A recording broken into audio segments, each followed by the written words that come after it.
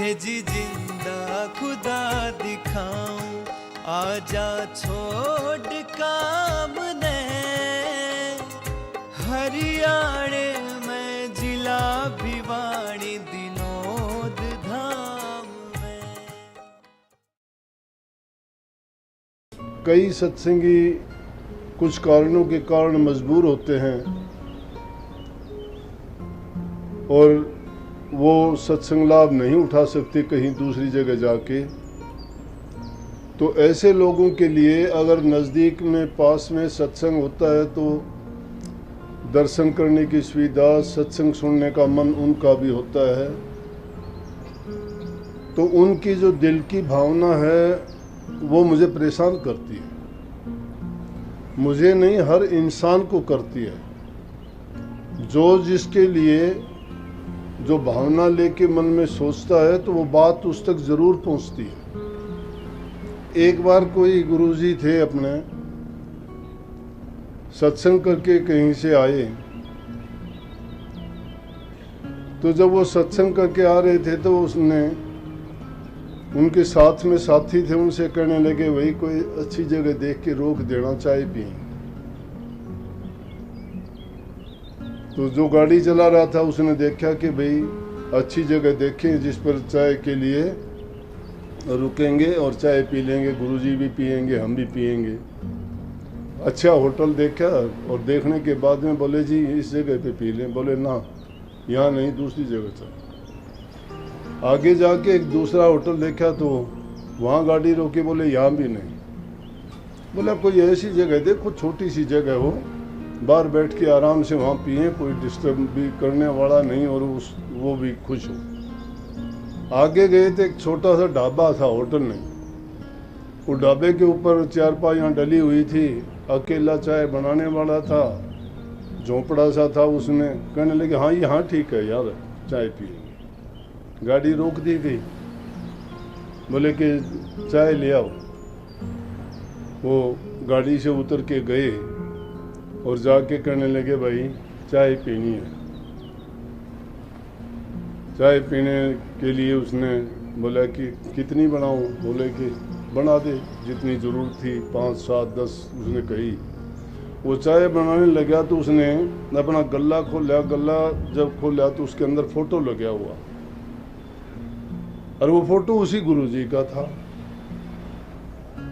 तो वो कहने लगे भाई ये फ़ोटो किसका है? बोले यार ये फ़ोटो की बात छोड़ दी, तो मेरे गुरुजी हैं, गरीब आदमी है, चाय बना के गुजारा करता है। भावना उसकी सत्संग की और विचार की है।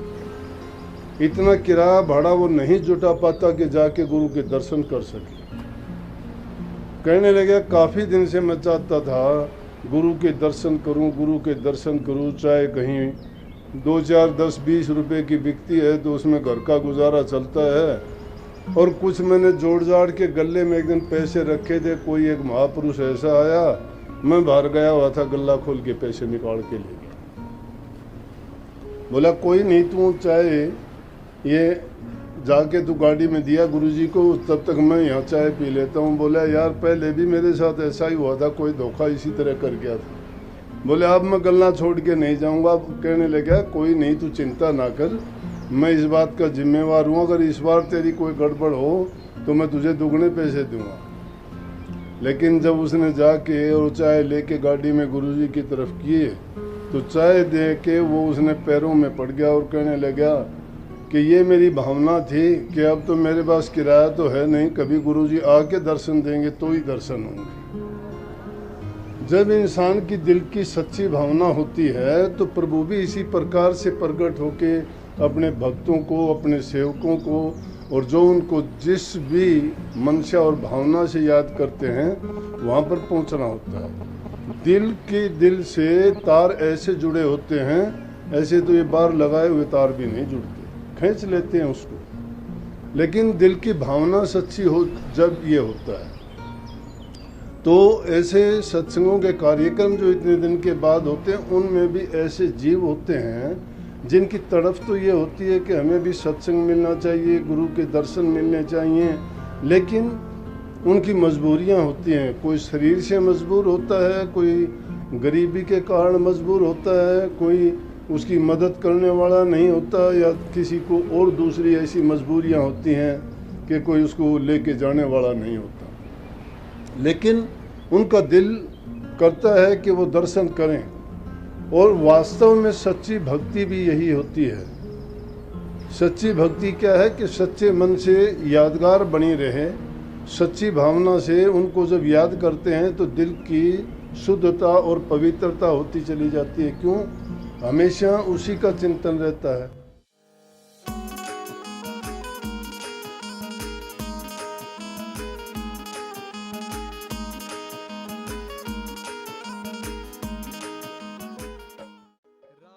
इसलिए प्रेमियों, पूरी लगन के साथ, प्रेम के साथ, पूरे अपनी शक्ति के साथ प्रभु को याद किया करो, गुरु के बन के रहा करो। गुरु तुम्हारा है, तुम्हारा रहेगा, और बाल भी बाका नहीं होने देगा अगर गुरु के रहोगे। सबको बहुत बहुत आशीर्वाद। राधा स्वामी। राखो प्रीत हृदय में साची, वो आपे हो जा राजी, कोई हासी खेल नहीं।